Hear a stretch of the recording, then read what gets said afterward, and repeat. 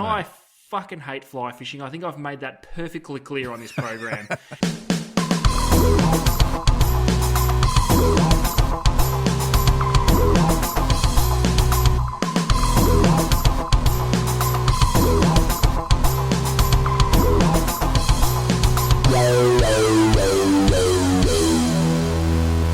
Hello everyone, welcome to the Deep Drop. Luke McCredden here, and with me, Adam Ring. Adam, welcome. Well, it's like a welcome back, really, isn't it? We've had a bit of a break. Yeah, it feels like a welcome back. We did have a bit of a break. Things got a bit chaotic. Unfortunately, this isn't the only thing we can do for our day job, Luke.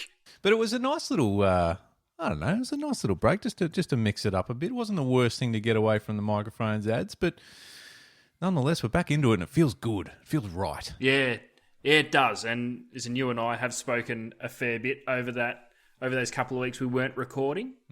Lots of exciting things we plan on doing. Just need to set the wheels in motion, yes. and a few bits and pieces going on in the background that I think could be pretty exciting, both for the podcast and just in general life itself.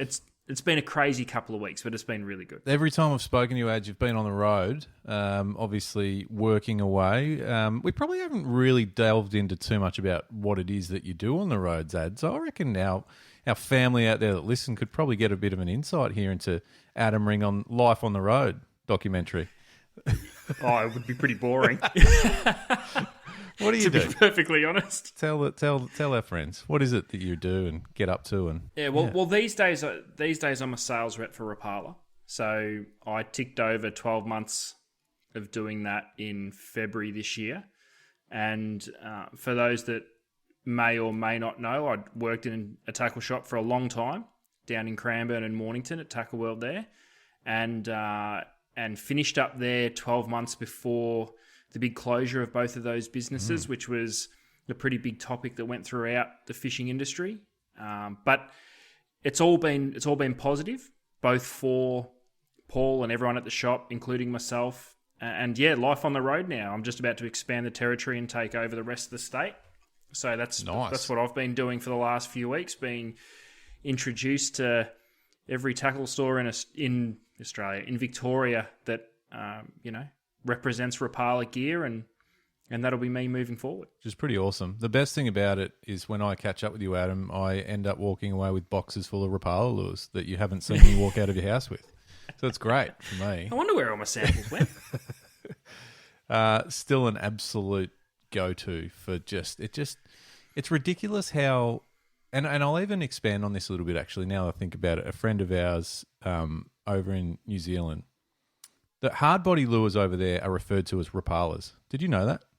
I didn't. The whole, so like, when we talk about a icebox like as an esky.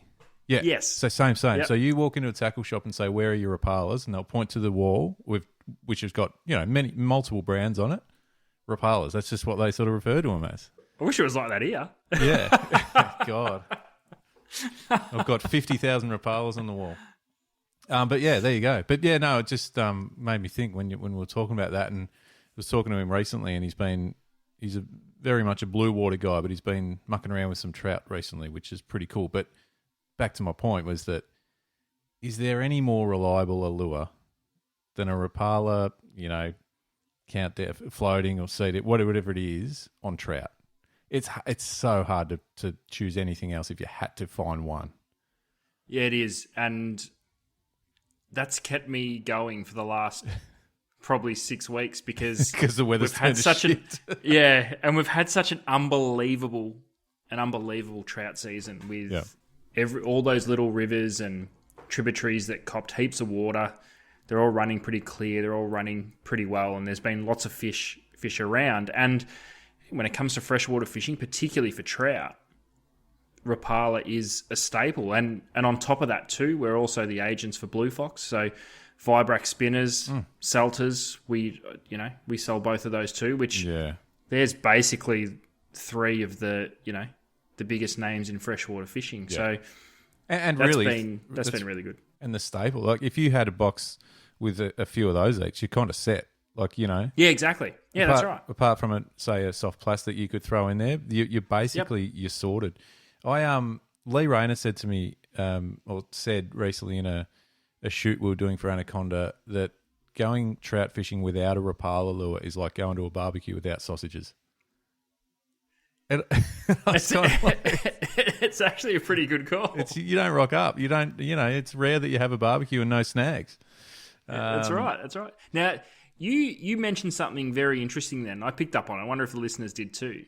And you said recently a shoot for Anaconda. You've had a bit of a change of scenery over the last few months too, which has been a bit of a whirlwind. What have you been up to? It's true. I was just realised as you said that when we started this show, I wasn't in the position I was now actually. So that's so I spent 8 years, I think it was, working for the head office of Complete Angler, the independent retail group, which is obviously lots of Metro Melbourne. A lot of people listening will be familiar with Complete Angler stores, but made the shift, the transition over to big box in retail terms, and mate, it's been a great opportunity.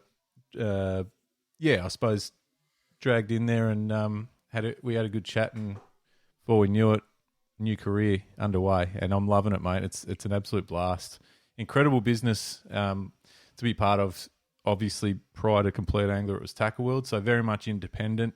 Going into these larger stores is, it's been a real different beast, isn't it? Yeah.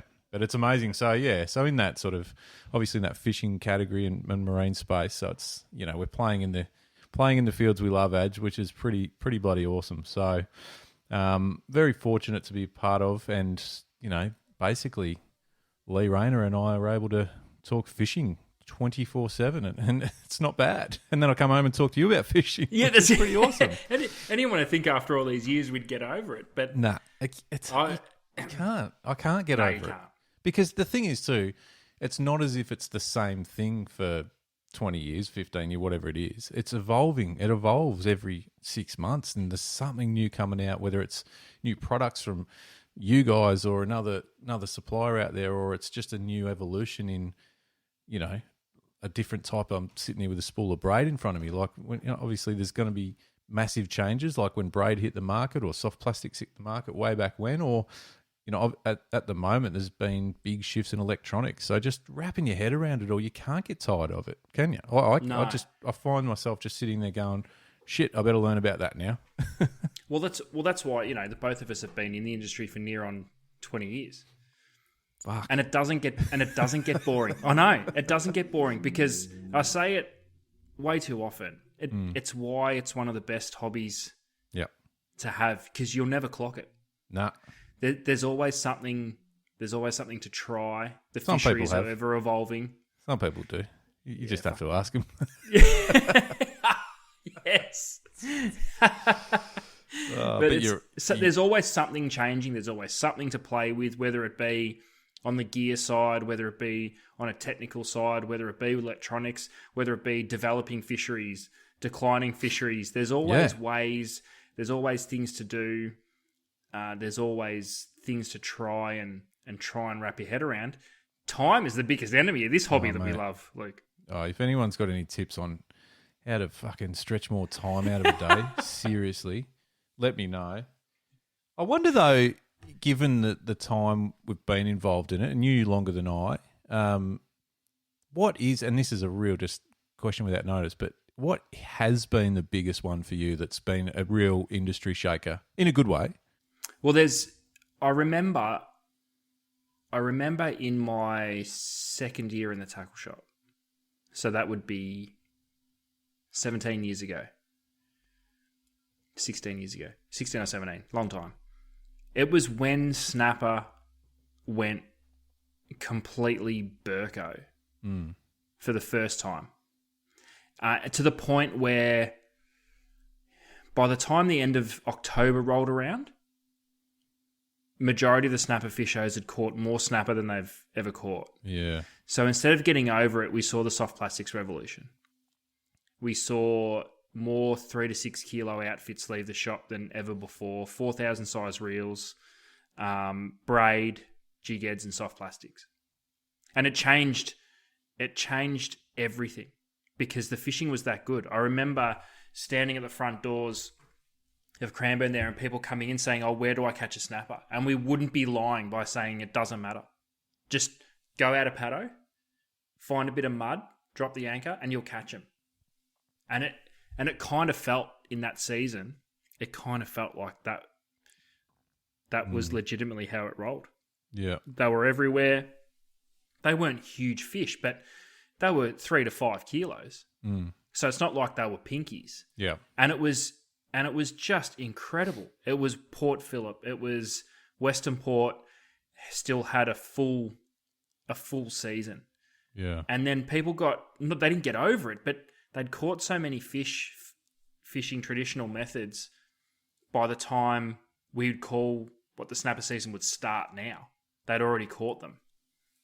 Then it kind of, people started experimenting with stuff, which was really cool because at the time it was soft plastics. And we've had other, we've had different evolution of different gear in that time, but it hasn't taken off like what soft plastics did then. And to be honest, I don't think people weren't catching records amount of fish on soft plastics. It was brand new. I mean, it was already big in the brim scene. It was already big in like the flathead scene, but it was still a niche thing. I mean, this is the time when squidgies first hit the market. Do you remember those DVDs when that stuff started? And Starlo and Bushy were at Malakuta. Oh, this is that like that time. Yeah, that was big.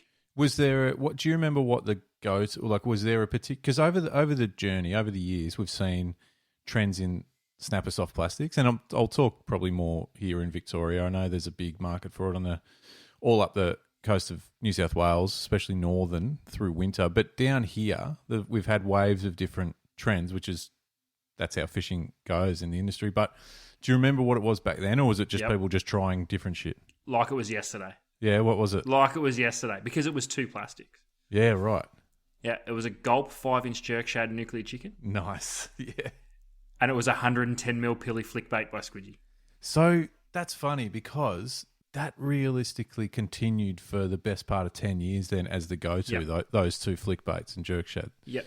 Because You'd that sell was more of those colours in those sizes than anything. And there was bits and pieces that worked on the fringes. I remember we were very influenced by the South Australian market for a little while. True. Do you remember the old lemon chicken squidgy flick baits? They were only in 145mm. The bigger they were ones, only in a big size. Yep. That took off over in South Australia for a little bit. So there was a little bit of a trickle-down effect there. And then we went through the Lacanis, or basically the slow octo-style jig things, which I'll never say really took off here, but it got spurred on a little bit by the South Australian fishery, which is such a different fishery to ours. Yep. But it was those were the plastics. It was a pilly flick bait, or it was a nuclear chicken jerk shad. That's so cool because I would have kept the Squidgy brand afloat with the amount of packets of flick baits that I bought over the years. I've still got that many. Have you actually? That's wrong. Is it 110s or did you? Because I remember stepping up to the 140s or 145s? 145s. 145s, yeah. I remember stepping up to that one after a while. But 110s. I've got a box of 110s, like a tackle box of 110s and a tackle box of 145s. Keep them. They could be like you just rare collect basketball colours for the cards sake of after it. a while. Yeah. Yeah. And you just collect colours for the sake of it. It was pilly and white. What was the white one called? Was Pearl. it Pearl? Yeah. I mean, that was solid.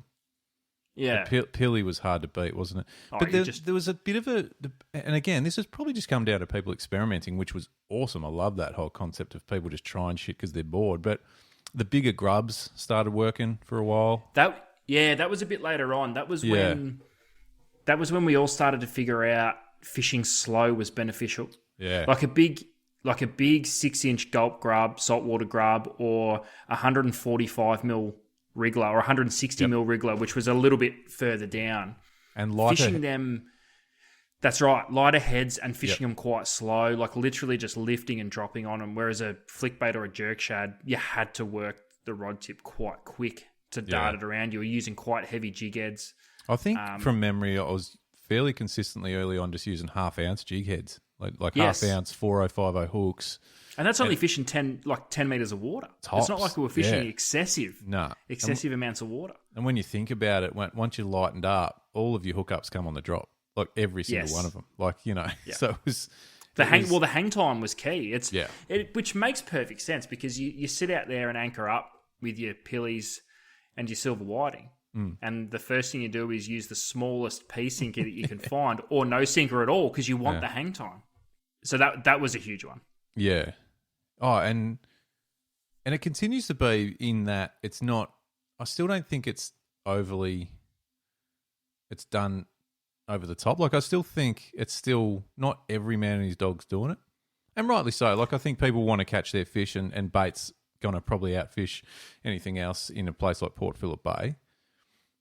But, man, there's some good plastic options on the market now that you could... Well, I'm not quite sure about that, because I think what changed for the plastics thing is the Port Phillip Bay, especially, that fishery changed. And I was only having a conversation with a charter boat operator in Western Port, Steve Johnson, about this over the radio. Johnson. Yeah, he's still getting it done. Still getting it done. Christ. But Good on you, we're Steve. actually talking about when snapper fishing changed for Western Port. Western Port used to be... The snapper season was so beautiful back in the day because from August to October was the prime time to go and fish Western Port. And then from November through to March, you could basically just take the boat over to Port Phillip. And we had these... So the two main waterways in Victoria, our two best waterways for snapper, worked hand in hand. One went early, one went late. Perfect. But then we had the dredging of the Port Phillip Bay entrance, and everything changed a little bit. And it prompted me to go back and have a look at a little bit of paperwork on what actually happened through that time. It's really interesting how different the fisheries have been since that project was completed. Western Port doesn't seem to have a snapper season anymore. It's just not as good. It seems to be over before it even starts. Remember when a 20-pound snapper, we were only ever going to see 2 to 3 20-pound snapper a season, and they were all going to come from Western Port. Western Port, yeah. Yet since the dredging, you see more 20-pound fish from Port Phillip Bay. But overall, I don't think the snapper fishing is as good as what it was. I don't know if it's got anything to do with what happened in the bay through those times, because you have a look at some of the fishery studies, and we have actually had 2 of the top 3 spawning success rates for snapper in Port Phillip Bay on record, and 2 of them out of the 3 have been post dredging. So you can't really say it's hard to pinpoint anything thing. And we've spoken about on this show before. We've had the question raised about snapper, and I think the conclusion we came to is that there's so many factors that can determine what the season's going to be like, and that a lot of environmental as well as anything else. So it's hard to pinpoint anything really without. I mean, I'm sure that the top fishery scientists in the world have got it close, but you know what I mean. Like it's hard to completely. It's still say. evolving. Yeah, it's still evolving. But I think in Victoria too, a lot of it comes down to, and it's not just with fishing; it's with everything. It's hard to veer away from what's worked for so long. Yeah, it's always going to be a bait fishery. I think there's some stuff to do that we can do as anglers to help improve our chances. Yeah, and it doesn't even need to be lures. I mean, you and I talk about live bait so often, even in private. We always get onto this topic of live baiting for snapper in Port Phillip Bay, especially. But it'd be no different in Western Port. No, and I think it's because of past. We've never needed to go to the effort to get live bait to make sure that we got, because you could sound them up and catch them on frozen bait. And I think that's the thing. I think in fishing, legacy always plays a part. If there's something that's worked, it's hard to drag yourself away from that. But I think everyone probably has a fair understanding that something like a live bait's gonna work, but it involves a bit different of an effort, a bit more effort potentially. But it's the same. Like even that, like I said earlier, that New South Wales mid-north coast and or even along the whole coast, really, that soft plastic fishing on the reef, on the on the bommies and all that, it's insane. It's something I really want to do. We've done a bit of it in the south coast, but I want to do more further north, middle of winter. I was actually, you might you might have noticed the beer I'm drinking at the moment. Ads. I'm in Queensland mode at the moment. It's a 4X Gold. I've spent I've spent a fair bit of time in Queensland. I'm actually heading up there tomorrow. No, on Wednesday as well, doing a bit of work. But I caught up with and fished with for a particular shoot we're doing with ET, the great man. Yep. And I hadn't really spent much time with ET other than probably online or on the phone. And we got chatting about he spends a lot of time fishing, snapper fishing on, down that coast or up that coast, I should say. And we were just talking about it, and he's just saying that, like, come winter, it's just game on and you can throw jigs and plastics and potentially do some trolling with hard bodies and things like that. And yeah, it's just on. Well, I wonder if that opens up, because I think we are in the middle of another revolution as we speak. It's probably realistically it's probably a couple of years old, but I think it's going to change the industry in the next couple of years, and that's with the electronic side of things. Oof. With live imaging. And so is that doable in somewhere like the Bay? Well, I think yes, but you would have to get creative with it. And the reason I say that, I was having a conversation with a young man who has been doing a lot of cod fishing with it up in a store in Benalla. And it was the first conversation I've had with anyone that's used live scope where he was looking at it more than just, oh, there's a fish, I'll cast at it. He was taking so many mental notes on bits and pieces, as in he's actually tuning in on what those cod, and he's fishing at Eildon, what lures those cod will shy away from or even look at. So he's not, obviously he's fishing to catch a fish, but he's not so much at the end game, and the be all and end all isn't catching it. He's working out what lures they want to look at, what lures they'll interested will come up on and turn away, compared to what ones they'll commit to, compared to ones that they'll just watch swim past. Yeah, yeah. And now when that comes to snapper fishing, also I think we'd have to get a little bit more creative. Bait fishing, I don't think it's really relevant, to be honest, because you've got to be mobile. I think to get the most out of active target or live scope, whatever brand you're using, I think the point's to be active. But it'd be interesting to see as a lure fisherman, if you could sound up a school of snapper, or say you're in Port Phillip Bay and you get not so much the mother load of fish, but you get the traditional, the classic, I've got a couple of arches every 10 metres. Yeah. It'd be interesting to put live scope down and see how those fish, if you can pick them up on scope, how they react to plastics or jigs or, or just the lure bits and pieces that we always swear it has to work on snapper. There's been so many occasions now that you say it like that where I think, would have given anything to see, because sometimes you'll get a mad bite or you'll hook up properly and you just think, where did that come from?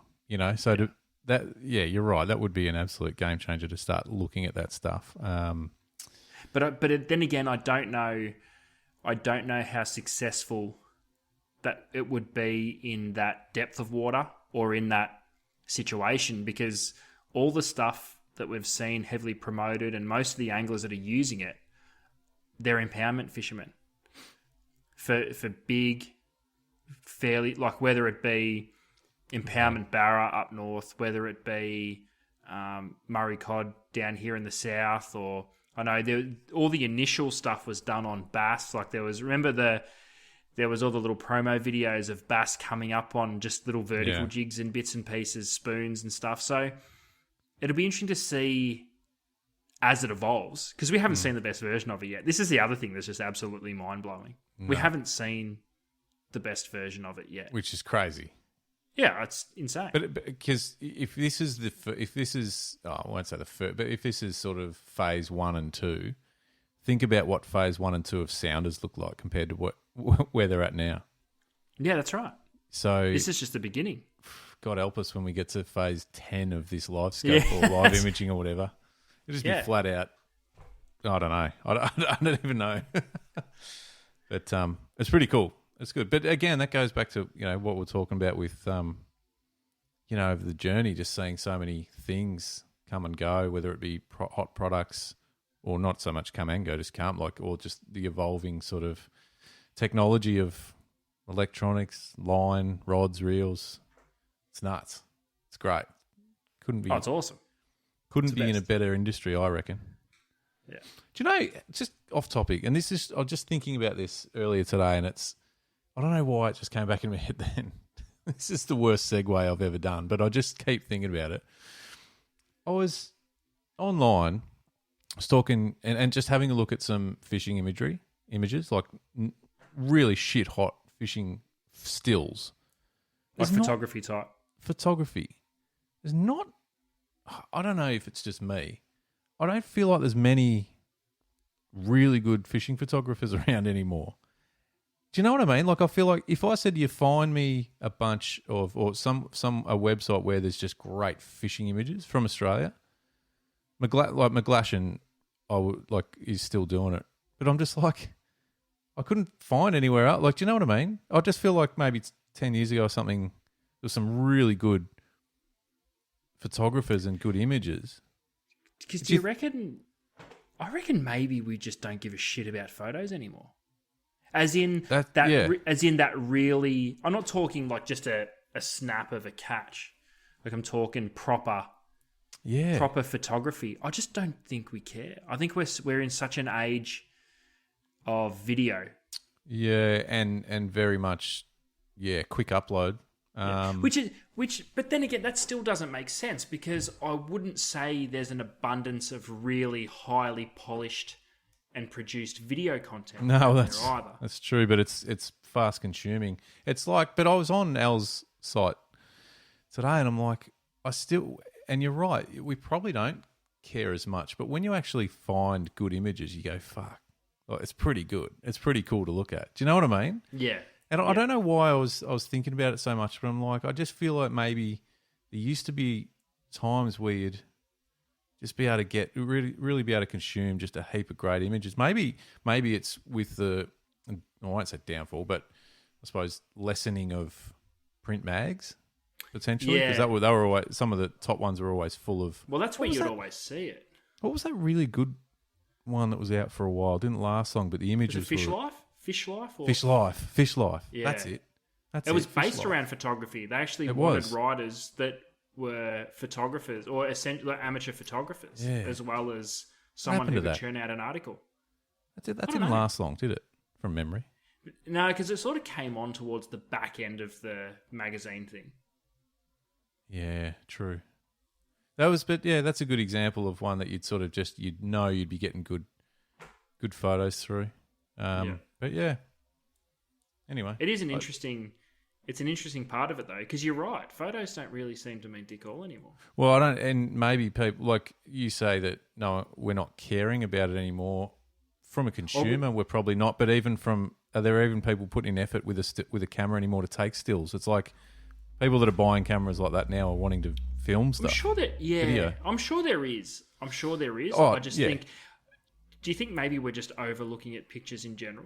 I mean, how many times with Instagram and bits and pieces where it's so easy to miss good imagery now because we're just used to flicking through it and going, I've seen it all before. Maybe, but it depends. I think one of the reasons I thought of it is because and this might sound really nerdy, but I follow quite a few wildlife photographers because I love some of that imagery. And then I just feel like when I'm going through my feed, I'll find that, but it's rare that I stumble across a really amazing fishing, or fish image. Is it because I'm sure to photograph? Probably, yeah, but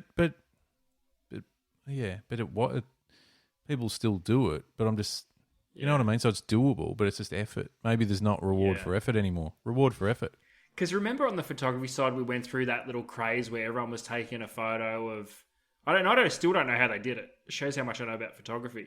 But where the lens was kind of split in half, and you could see under the water for half, but you could see above. Yeah. So you'd see the fish in the water, and then you'd see the angler standing at the back, and you'd get this half.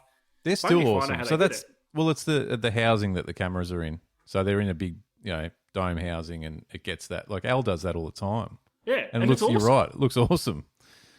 But that's a lot of coin to be spending on that gear too. So, mate, I don't know. Maybe people aren't doing it because there's not a market for it anymore. As far as, it's is it can you make some money out of it as much as you used to be able to? Maybe not. Yeah. Yeah, it's But a you're shame. right. Mate. It's probably not there. And I know that, like, to your point, there are obviously people that still do it, and I'm not saying that no one does it, but I feel like it's harder to come across these days. Especially on like that it. professional I'm level.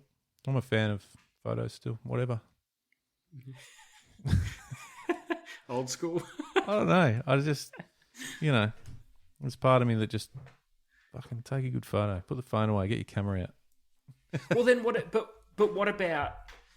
So then, what about fishing media in general? I mean, how much stuff do you find yourself sitting down and watching that's actually fishing related these days? As much as what you were 10 years ago, when the best way to consume fishing content was either on free-to-air TV or I would DVDs. say that the bulk of my fishing media consumption was probably when I was a kid, because you would never miss an episode of Rex Hunt's Fishing or Malcolm Douglas. I know we've spoken about this stuff on the show before, but you'd also be subscribed to 4 different magazines, so they'd rock up in the mail. You'd get them. You'd read every fucking word in every page of it, and every image you'd be soaking in. I reckon over the years you've sort of skimmed over that a bit more, and you're just like, yeah, cool. Like, and I think the other part of that is there's been this influx of mass amounts, so you're sort of seeing it every time you're online or every time you're anywhere near any sort of fishing related website or whatever it is. So it's kind of like, maybe in a way it's lost its magic. Yeah, because I miss the big fishing productions, and I mean, like, remember when you'd buy a DVD?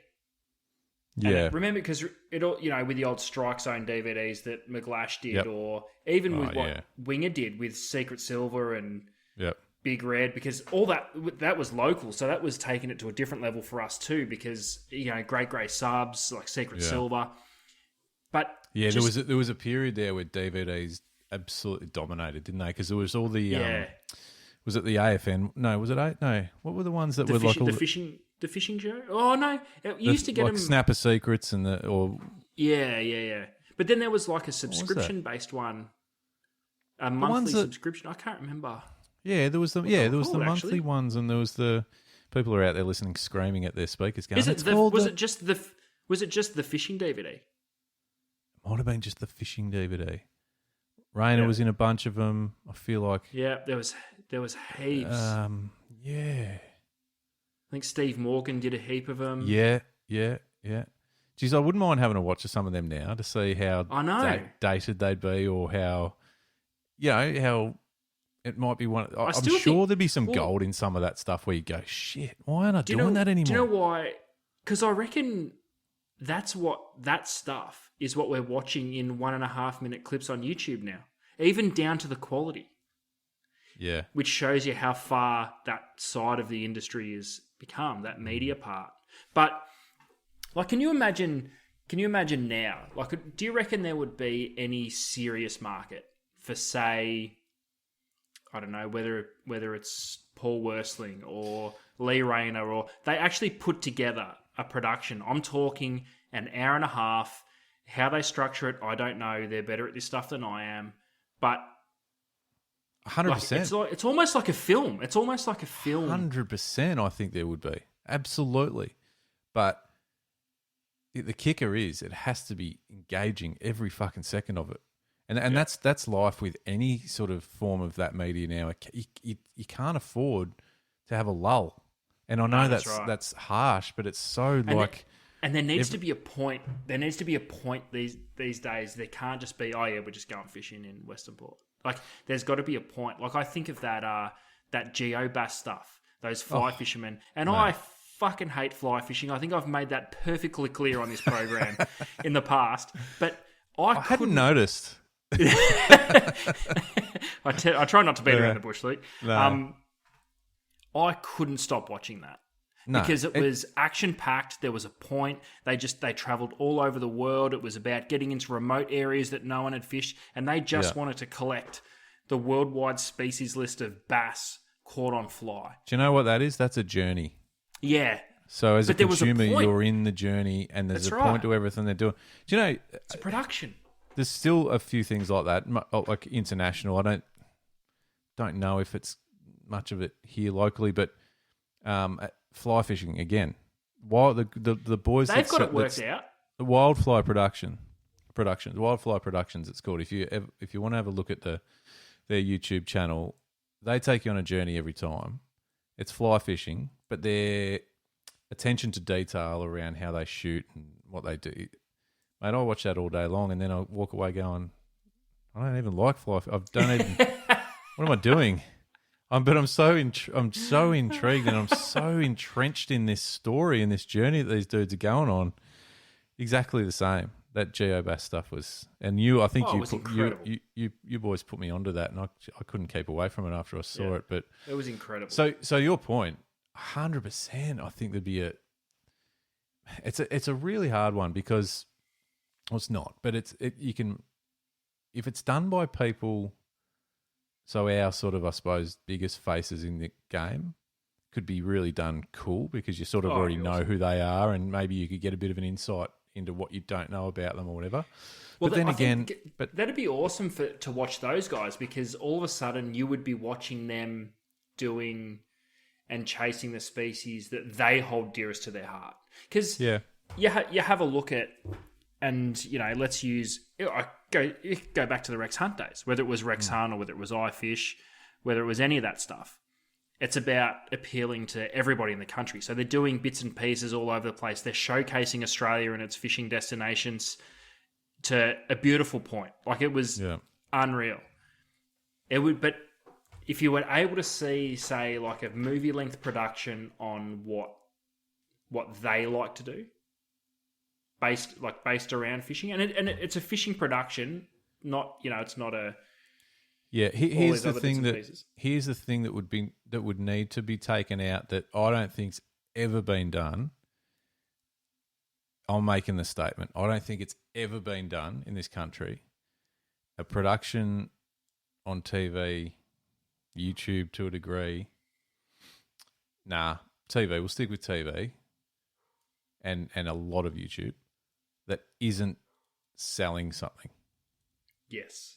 You remove that, different story, to completely different beast. And I'm not knocking the selling part. It's the game we're in. Yeah. But I'm just saying, because there's an absolute need for all that, right? That's how the world goes around. But I'm just saying, if you took that, if you had the ability to take that element out, and this is where it gets hard because something or someone has to fund these projects. But if you had the ability to take that out and had the freedom to do whatever you wanted without the constraints of ensuring that you're tickling your sponsors, mate, the world's your oyster. You couldn't do it without the sponsors, though. If you want to release it on a large... You just need it funded. Absolutely, that's you could. True. 100%. That's true. But no, we're not in, like, and it depends, like, okay, you talk about these GeoBass guys, right? Straight off the bat, I could tell you, and it's been 10 years since I've watched it or whatever, who it was sponsored by. Yeah, same. Go. And it's funny because it wasn't a fishing brand. No.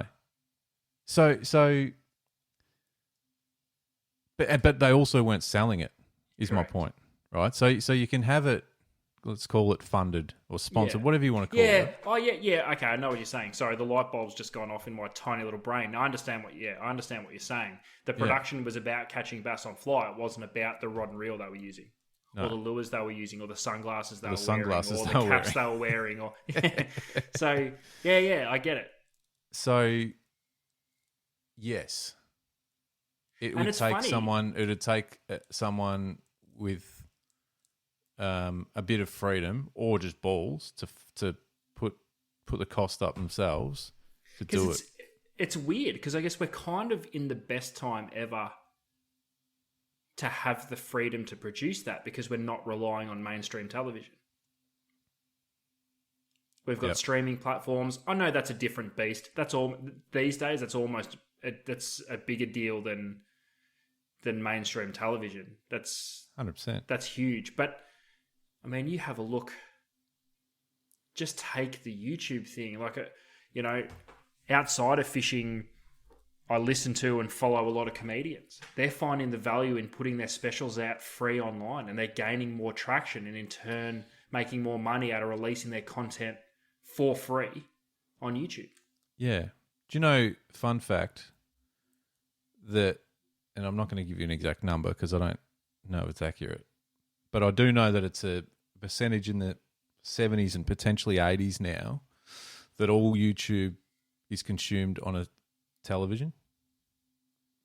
So 70%, Wow. I'll call it 70. I won't go over the top, but I've got a feeling it might be closer to 80 of all YouTube consumed is through a television. So not a phone, not a computer anymore. So that tells me that people are utilizing that because, I would say a vast majority, a fair percentage of people have smart TVs. That's the world we live in. I'm not saying everyone does, but so people are now just utilizing that as a television channel. Platform. Yep. No shit. So to your point, it makes perfect sense that people are doing that. It's costing them nothing to air. It's costing them production costs. It's costing them to produce it. But there's no network to pay. No, that's right. There's no restriction on what content you're putting in. You're completely in charge. Yep. 100%. You which dictate that's what you never do and happened say, before. and you dictate That's how long never your happened episodes before. go for. Yeah. And you don't have to pay network. Mm. Now, I don't know how long that'll last before YouTube completely owns it and goes, well, guess what? We're going to start charging. It might be a staggered. But do you think maybe it's already gone too far? They couldn't do that even if they wanted to, because say they started doing that. All it would take would be for a third party to come in with a different Another streaming version. platform, and all they would just say is it's not like that. But I reckon if I was Google and I own YouTube, I'd be saying fucking good luck. Yeah. Welcome. Yeah. Because let's face it, Meta have done that. They're basically now charging for, if you want your shit seen, you got to pay. Yeah, exactly. You're not getting it organically anymore. No. So I don't know. I hope not. I mean, and because what I would hate for is if YouTube decided to start charging people to upload content, which would then deter people from creating. I think that would be a shame.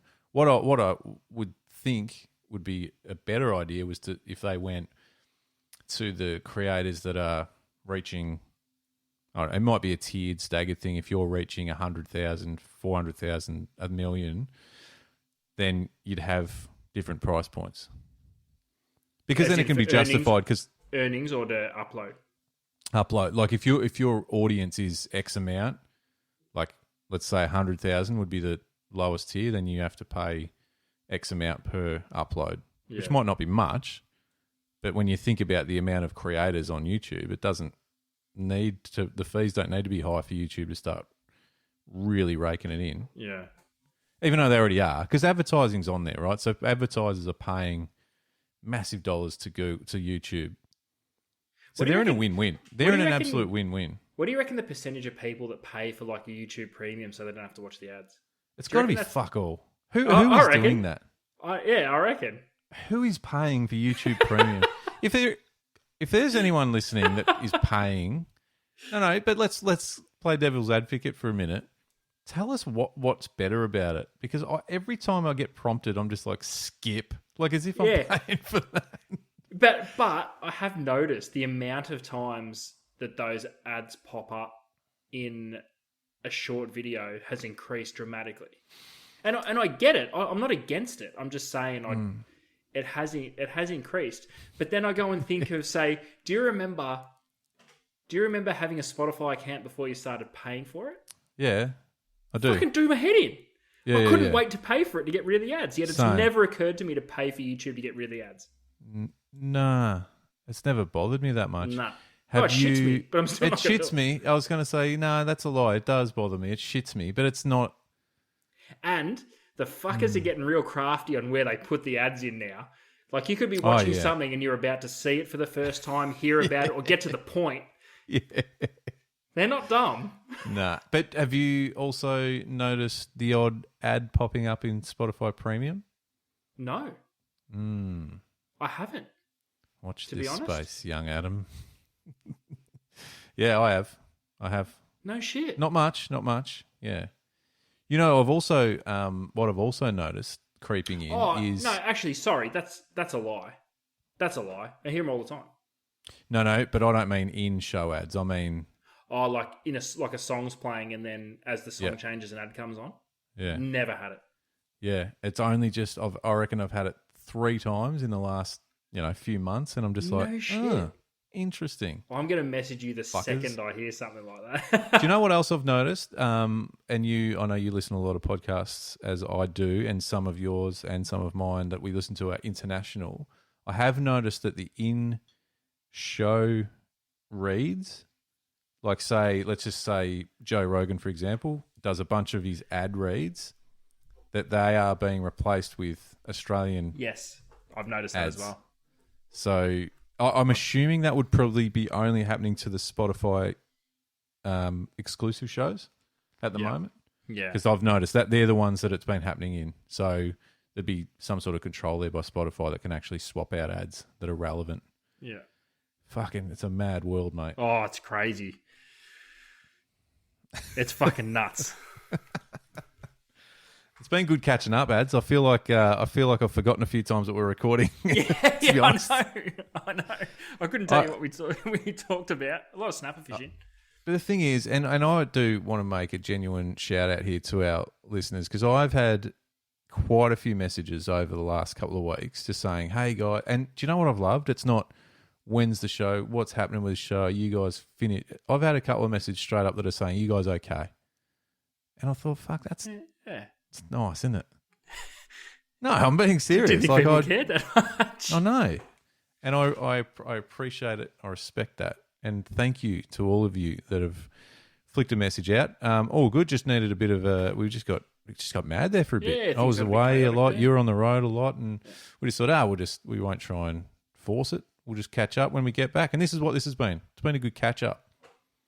And I feel like you guys, anyone who's listening right now, I honestly feel like they're sort of sitting with us in this sort of circle and we're just having a chat. And we get a lot of that feedback too, that people feel like they're sitting around with us. And that's awesome. That's what we love. And I hope you can crack a Castlemaine Brewery 4X Gold at some point. I might just start being a regular 4X Gold drinker. We used to dominate a 4X Gold on the boat, didn't we? Yeah, it's 7 a.m. That was a long time ago. And I'm realising it's a bit rough. Yeah. But I'll keep at it. But you know what? We're back. And back, man. For the listeners out there, keep the topics rolling in. Luke and I have still got a bank of the hard-hitting questions up our sleeve that we'll tackle over the coming weeks and into the foreseeable future. But we thought, we'll just sit down and talk a bit of shit for a bit and see what happens. A bit of a catch-up. See what's going on.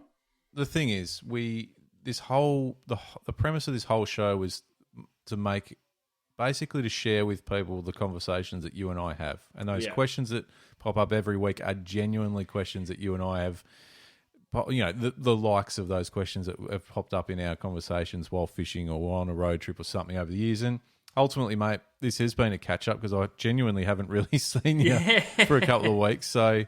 And I think, potentially the next couple of weeks might be catch-ups. I don't know. But I don't know. If you really got something that you're desperate for us to chat about, let us know. What would you like to hear us talk shit about? But this is great. And this is what it's all about. And we want to invite you all back into the conversation and join our catch-ups, join in the question asking, have a bit of fun with us. We can talk about anything. Just like we were talking about with with YouTube versus TV ads. This podcast is not owned by anyone other than us. And there's more ownership for you guys, our listeners, than there is for any sort of network. So if you want us to talk about something, you tell us, and we'll. I'd love to hear. I'd love to hear what the listeners what real serious production would you like to see? name a host and name what you would like to see them do. Okay. I reckon there's still a market for that sort of stuff. I'd watch the shit out of it, to be honest. Like a proper, decent production with a point I'd like on to a see, journey for whatever species. I'm not going to continue that. I was going to be stupid. Just a stupid joke. It's getting late. I was just going to make a stupid joke. Do it. You can't. It's not. It's just. It's not relevant. And it's. I would have let myself down after I said it. I said, "What are you doing? Time and place. This isn't the platform." Oh, it's been a big week. It's been a big week. It's only the start of the week. What are we doing? Yeah, it's all good. Anyway, but what I'm excited about, and we're not saying a word, but we've got some pretty cool stuff coming up. Yeah, we have. And we'll be dropping. It's been fun to talk about. It's been so much fun to talk about. As soon as we can lock some of this stuff away that we're talking about, we're talking. It's getting to you guys. Yeah. Because the only thing I'll say level. is you. The only thing I'll say is you guys out there listening are a part of it. Yeah. You'll be involved. It's gonna be fun. Yeah. I wish we Don't could give be it away. like Oprah and just like buy a plane and put everyone in it and go to somewhere. Like you're How good would going that to be? America. Oh mate, where would we go? Where would you go? Where would you? If we took, let's just call it. We've only got room for 150, and us. And I'll fly if we have to. But where are we going? For a fishing trip, South America. Bang, peacock bass, done. See ya. Do you know what popped into my mind first, weirdly? What?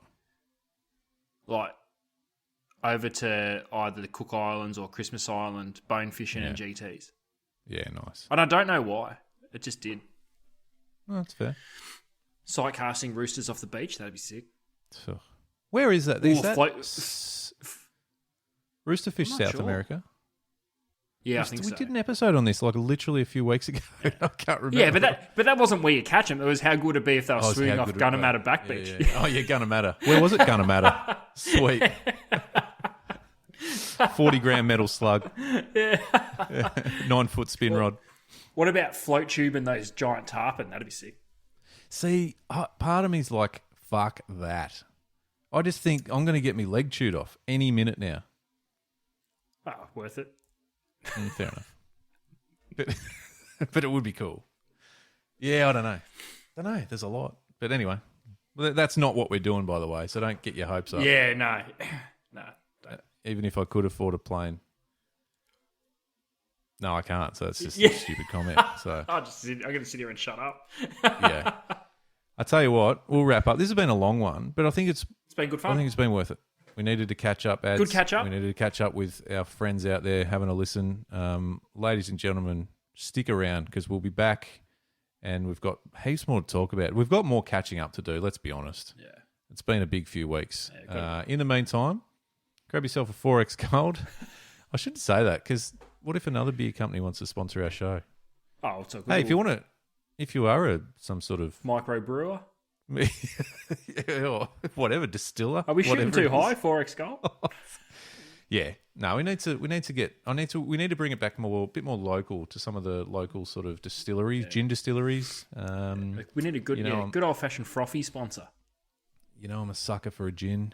One of the last podcasts I produced, we had a gin sponsor, and maybe that's what ended that show. We drank a lot of gin. Yeah. Go. But anyway, all right, let's do it. Jump on Instagram. Let us know your thoughts. Let us know if there's anything at all that you'd like us to talk about. Anything, like anything.